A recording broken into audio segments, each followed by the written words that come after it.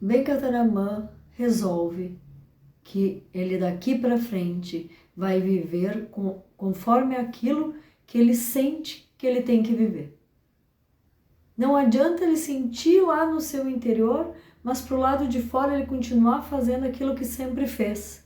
Ele vivia conforme a sua família ainda. Mas o que acontece agora? Agora ele se renuncia às vestes, renuncia ao colar de casta, renuncia inclusive ao cabelo. Ele diz, mas cada vez que corta o cabelo tem que tomar um banho. Não, ele tomou um banho rápido e então ele assumiu a sua posição de que ele queria se encontrar. Então, nesse momento que ele renuncia a tudo, é um momento que ele começa a segunda fase da sua vida. E isso está descrito no capítulo 4, que começa agora. Saindo do templo, Venkataramana meteu-se na cidade. Alguém gritou-lhe se queria cortar o birote. A pergunta foi de grande inspiração, pois não havia nenhum outro sinal exterior de que aquele jovem Brahmane tinha renunciado ao mundo, ou tencionava fazê-lo. De pronto concordou e foi levado ao tanque de Ayi-Akulam, onde numerosos barbeiros exerciam a sua profissão. Ali raparam-lhe completamente a cabeça. A seguir, de pé na beirada do tanque, ele jogou fora o resto do dinheiro que trazia consigo, pouco mais do que 3 rúpias. Nunca mais voltou a pegar em dinheiro. Atirou fora também o pacote de doces que ainda tinha em seu poder. Por que dar doces a este corpo? Venkataramana sacou o colar sagrado, que é um símbolo de casta, e jogou-o fora.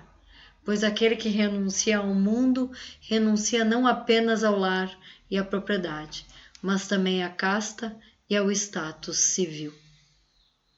A seguir despojou-se do dote que envergava. Rasgou uma tira para servir-lhe de tanga e atirou longe o resto. Desta forma voltou ao templo, tendo completado os atos de renúncia. Ao chegar, lembrou-se de que as escrituras prescrevem um banho depois que os cabelos são cortados.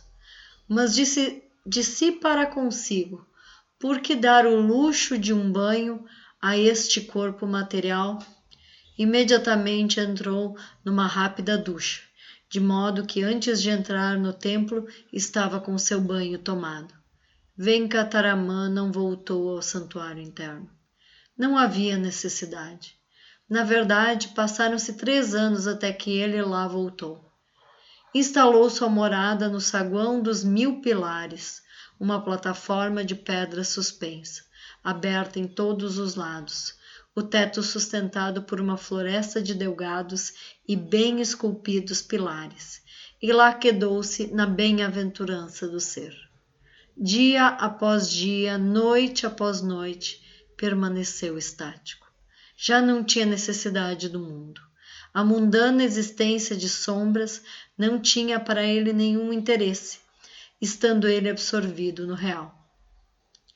Durante algumas semanas continuou daquela maneira, raramente se movendo, jamais falando. Começou por essa forma a segunda fase da sua vida após a autorrealização.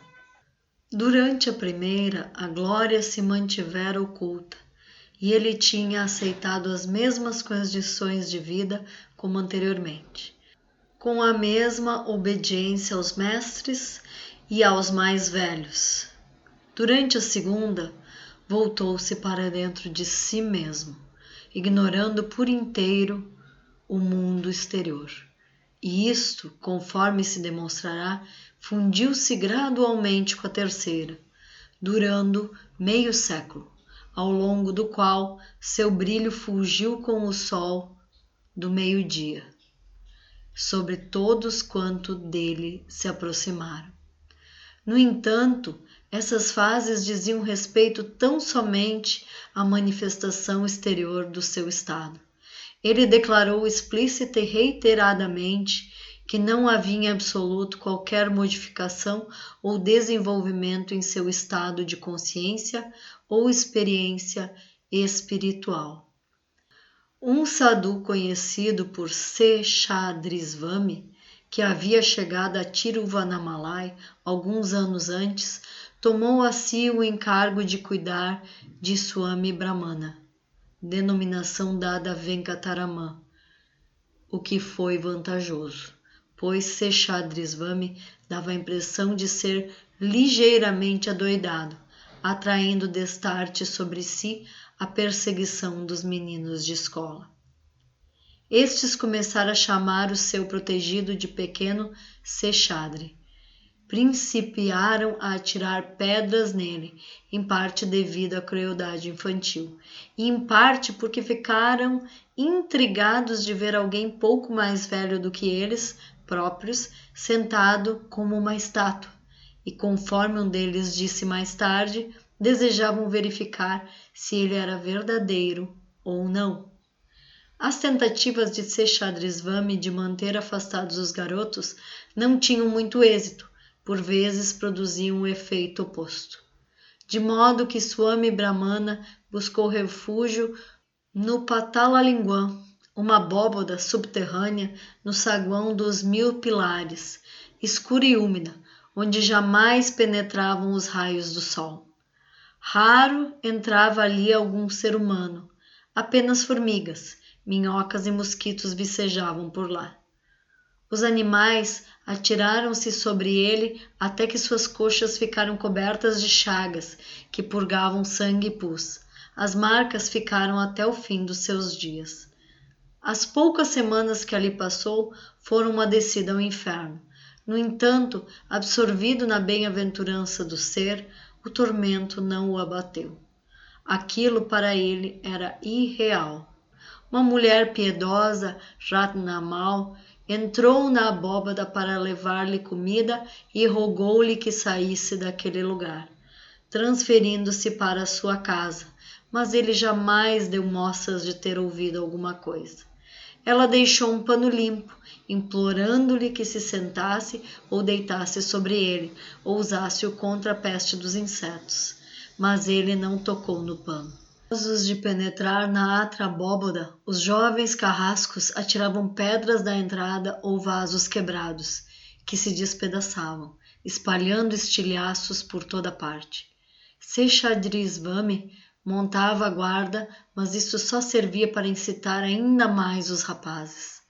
Certo dia, por volta do meio-dia, um tal Venkatachala Mudali aproximou-se do saguão dos 1000 pilares. Indignado de ver os meninos atirando pedras no recinto do templo, apanhou um porrete e os afugentou. Ao voltar, viu Seshadrisvami emergindo das escuras profundezas do saguão. Assustou-se a princípio, mas refez-se rapidamente e indagou de Seshadri se este se encontrava ferido. Não, foi a resposta, mas entre e dê uma espiada no pequeno Swami lá dentro. E dizendo isso, retirou-se. Estupefato, Mudali desceu os degraus que conduziam à abóbada. Tendo saído da luz do sol, nada conseguiu ver a princípio. Gradualmente, porém, seus olhos começaram a acostumar-se, e ele distinguiu o vulto do pequeno Swami. Aterrado com o que lhe era dado ver, dirigiu-se a um sadhu que trabalhava nas redondezas com alguns discípulos. Estes também vieram ver. O jovem Swami não se mexeu nem falou, e pareceu ignorar a presença do grupo, de modo que o alçaram do chão e carregaram para fora. Colocaram-no diante do santuário de Subramanian, sem que ele se desse qualquer sinal de perceber o que sucedia.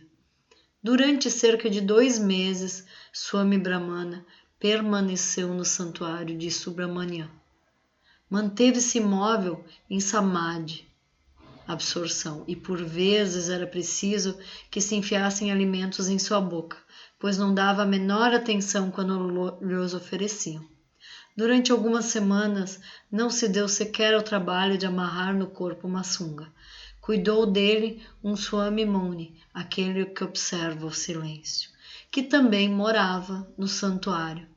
O santuário da deusa Uma no templo era lavado diariamente com uma mistura de leite, água, pó de açafrão da Índia, açúcar, banana e outros ingredientes. E o Muni costumava levar um balde dessa estranha beberragem ao jovem Swami todos os dias. Este engolia tudo, indiferente ao sabor, sendo que aquilo constituía toda a sua nutrição. Depois de algum tempo, o sacerdote do templo notou o que se passava e deu ordens para que se fornecesse leite puro ao Muni, a fim de que este o levasse ao Swami Brahmana. Depois de algumas semanas, Swami Brahmana mudou-se para o jardim do templo, cheio de toiceiras de oleandros, alguns dos quais atingiam a altura de 4 metros. Ali também permaneceu imerso em bem-aventurança, samadhi. Chegava mesmo a movimentar-se durante os transes, pois, ao acordar para o mundo, constatava muitas vezes estar sobre uma outra toiceira e não se recordava de como fora ter ali. Passou a seguir para o saguão dos veículos do templo, que servem para carregar em procissão as imagens nos dias santos. Aqui também ocorria de ele despertar para o mundo, encontrar seu corpo num lugar diferente. Tendo contornado os diversos obstáculos postados pelo caminho sem ferir-se, embora estivesse em estado de inconsciência. Depois disto, ficou sentado durante algum tempo sobre uma árvore à margem do caminho, que contorna interiormente o recinto do templo junto à sua muralha mais externa, que é usado para as procissões. Permaneceu o Swami naquele lugar durante algum tempo, e também no santuário de Mangai Pilayar. Anualmente, grossas levas de peregrinos dirigem-se para Tiruvannamalai, a fim de presenciar o festival de Kartikai, caindo em novembro ou dezembro, quando um farol é aceso no cume do Arunachala como testemunho da aparição de Shiva como um pilar de luz, tal como está descrito no capítulo 6. E naquele ano muitos vieram espiar o jovem Swami ou prostrar-se diante dele. Foi nesta ocasião que o primeiro devoto tornou-se ligado a ele. O Dandi Nayanar tinha se dedicado aos estudos espirituais sem contudo encontrar a paz que desejava. Vendo o jovem Swami imerso em perpétuo samadhi e aparentemente esquecido do corpo, percebeu que ali estava a realização e que através daquele moço encontraria a paz. Sentir-se-ia feliz em servir ao Swami, mas havia muito pouco o que fazer. Contentou-se em manter afastados dos turistas e sustar as perseguições dos meninos. Boa parte do tempo ele a gastava recitando obras em tamil, expondo a suprema doutrina de Advaita, não dualidade. Seu grande desejo era receber Upadesa, instrução espiritual do Swami. Mas o Swami jamais lhe falou e ele não ousou tomar a iniciativa, perturbando o silêncio daquele homem santo. Por essa época, um certo Annamalai Tambiran passou junto à árvore do jovem Swami. Ficou tão impressionado com a serena beleza do jovem ali sentado, totalmente liberto de preocupações e pensamentos, que prostrou-se diante dele e passou a vir diariamente fazer-lhe uma reverência. Tratava-se de um sadhu que costumava perambular pela cidade com alguns companheiros, cantando cânticos devotos. Com as esmolas angariadas, alimentava os pobres e fazia a puja no túmulo do seu guru Adina, o fundador da linhagem dos gurus, nas cercanias da cidade. Depois de algum tempo, ocorreu-lhe que o jovem Swami seria menos perturbado em Gurumurtam, nome que havia sido dado ao retiro do guru, e como se estava no inverno, o moço ficaria ali mais abrigado. Hesitou em fazer a sugestão e conversou preliminarmente sobre o assunto com Ninar, uma vez que nenhum deles jamais se havia dirigido ao Swami. Por fim, reuniu coragem suficiente para fazer a sugestão. O Swami concordou e em fevereiro de 1897, menos de um ano após a sua chegada a Tiruvannamalai, foi em companhia de Annamalai Tambiran para Guru Murtan. Seu modo de vida não se alterou ao chegar ali. O chão do santuário estava infestado de formigas, mas o Swami parecia não se dar conta de que estas corriam pelo seu corpo, picando todo. Depois de algum tempo, colocou-se um banquinho num dos cantos para que ele se sentasse, estando as pernas desse banquinho mergulhadas na água, para impedir a aproximação das formigas. Mas mesmo assim, o Swami recostava-se à parede e servia de ponte para elas. De tanto sentar ali, suas costas estamparam uma marca indelével na parede. Peregrinos e turistas começaram a acorrer a Guru Murtan e muitos deles prostravam-se ante o Swami, alguns suplicando dádivas e outros movidos apenas por um sentimento de reverência. A multidão engrossou de tal forma que se tornou necessário erigir uma paliçada de bambu em torno da cadeira do jovem, para se evitar ao menos que ele fosse tocado. A princípio, Tambiran fornecia o pouco de comida que era necessário, além daquilo que era oferecido no santuário do seu guru. Mas pouco tempo depois, ele partiu de Tiruvannamalai. Disse a Ninar que estaria de volta no prazo de uma semana, mas acontece que os fatos obrigaram-no a ausentar-se por mais de um ano. Poucas semanas depois, Ninar também foi obrigado a partir, a fim de dirigir-se a seu Mat, templo de santuário privativo, e o Swami ficou sem ter quem cuidasse dele. Não houve dificuldades quanto à comida. Na verdade, numerosos devotos mostravam-se àquela altura desejosos de fornecer-lhe alimentos com regularidade. A necessidade mais premente era manter à distância as multidões de turistas e visitantes. Não passou muito tempo até que surgisse um outro ajudante habitual, um sadhu malayali chamado Palanisvami. Estava devotando sua vida à adoração do deus Vinayaka. Vivia ele com grande austeridade, comendo apenas uma refeição por dia, e somente a comida oferecida ao deus na puja, comida esta que nem mesmo era salgada. Um seu amigo, Srinivasa Iyer, disse-lhe certo dia: "Por que passa a sua vida com esse Swami de pedra? Existe um jovem Swami de carne e osso em Guru Murtan. Ele se acha mergulhado em tapas, austeridade, como o jovem Dhruva dos Puranas. Se for servi-lo e vincular-se a ele, sua vida terá alcançado aquilo que objetiva." Mais ou menos na mesma ocasião, outras pessoas também lhe haviam falado acerca do jovem Swami, que se achava sem alguém que se ocupasse dele, salientando as bênçãos que adviriam de servi-lo. Por causa disso, Palanisvami foi a Guru Murtan para ver. A simples visão do Swami impressionou profundamente. Durante algum tempo mais, meramente por um sentimento de dever, prosseguiu em sua adoração no templo de Vinayaka. Mas o seu coração estava com o Swami vivo, e não demorou muito para que sua devoção por este se tornasse de todo absorvente.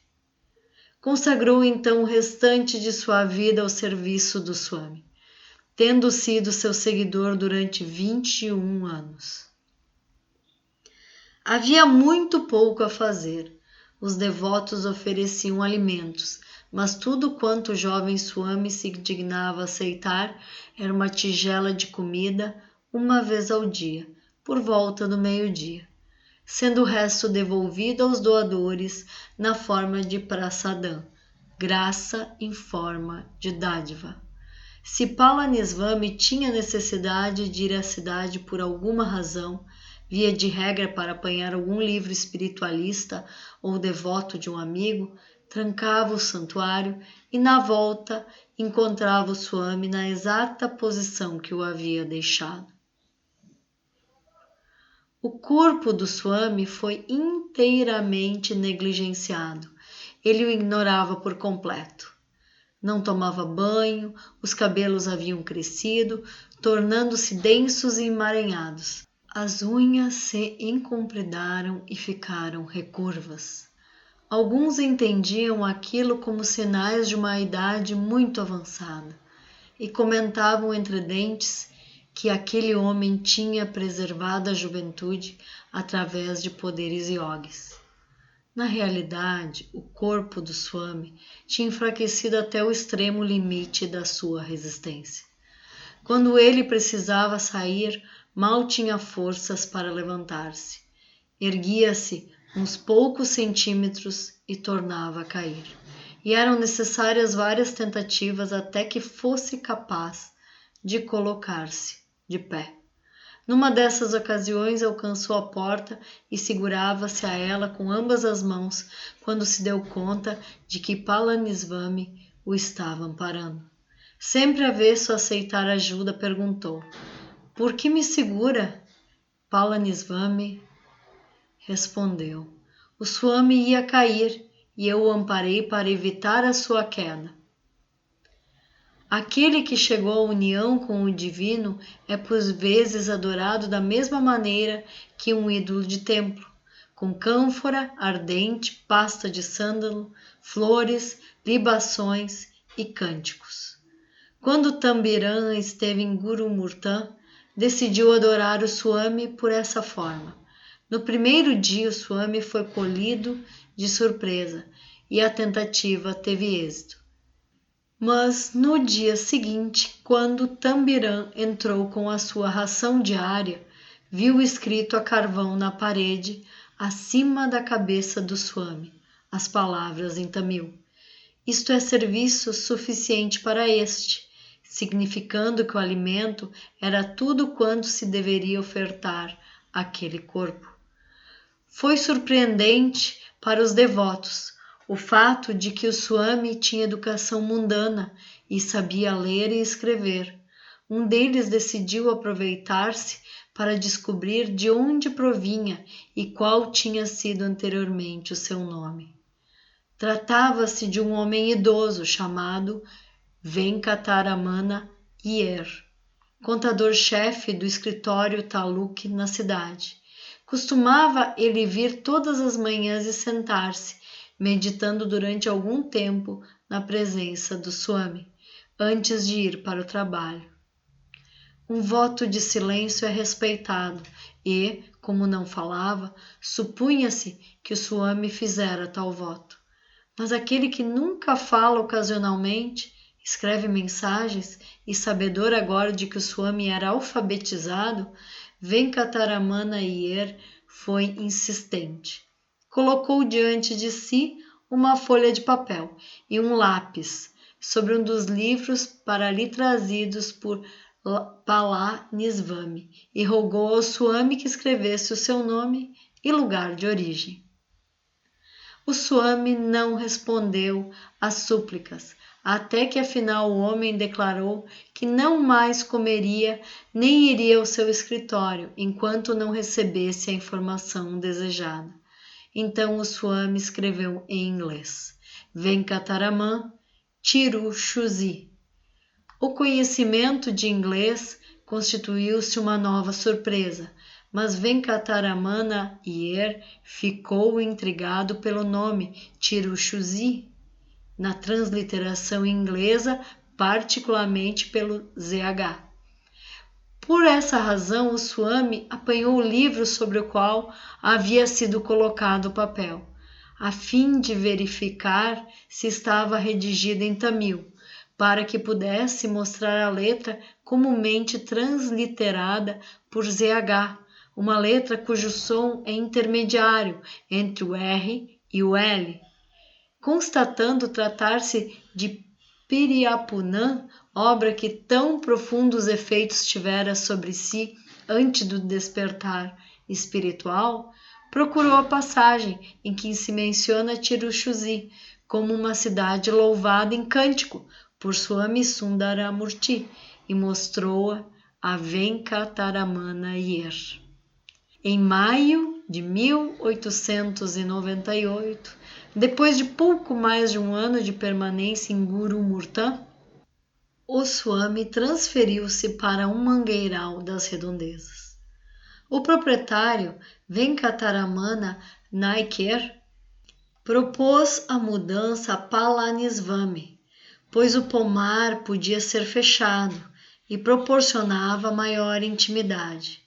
O Swami e Palanisvami ocuparam cada um abrigo de guarda e o proprietário deu ordens rigorosas ao jardineiro no sentido de que ninguém poderia entrar ali sem autorização de Palanisvami.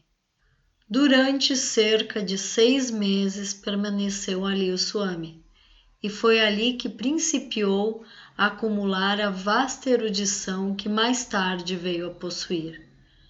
Digno de se assinalar é que isto não se tenha dado a qualquer desejo de aprender, mas puramente a vontade de prestar ajuda a algum devoto.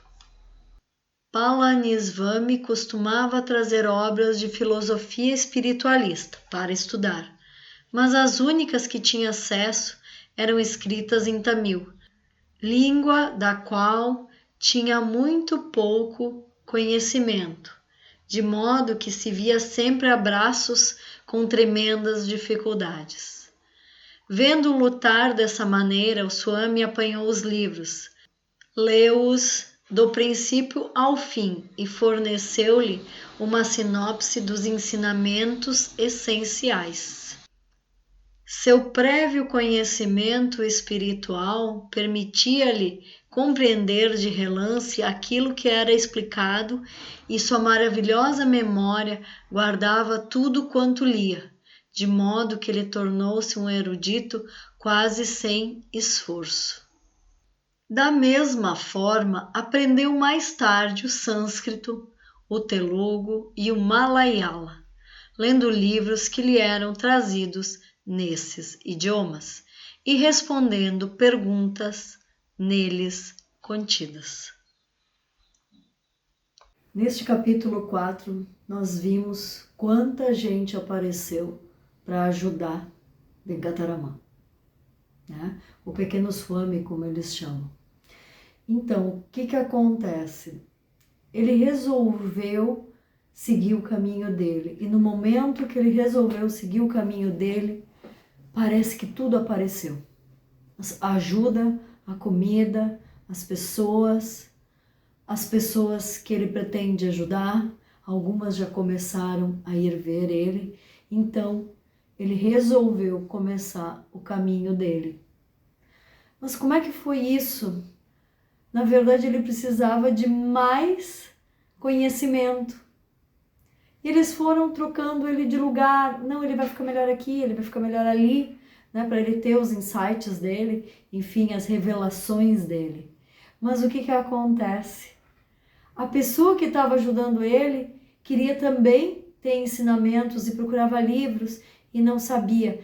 Então, por trás daquela força toda dele, daquela dureza que ele parecia ter, assim, que ele não ia mudar a forma dele, ele ia ficar ali procurando este momento importante, aparece alguém que precisava da ajuda dele. E daí ele volta a ele próprio, aos sentidos dele, ao que ele já sabia, que ele falava inglês, que era Brahmani, a língua. Ele começa a ler livros, e é ali que vai vir todo o ensinamento dele. Vocês lembram que ele dizia que ele lia alguma coisa uma vez ou ouvia alguma coisa uma vez e ele guardava para sempre? Então, aquele que estava ajudando ele, o que acontece? Ele vai trazer os livros e os dois vão aprender juntos. E vai ser a base para todos os ensinamentos dele. Bom, eu já estou ficando curiosa com o capítulo 5. Se você gostou, pode se inscrever no canal, curtir e compartilhar com mais alguém que você acha que pode estar gostando dessa história.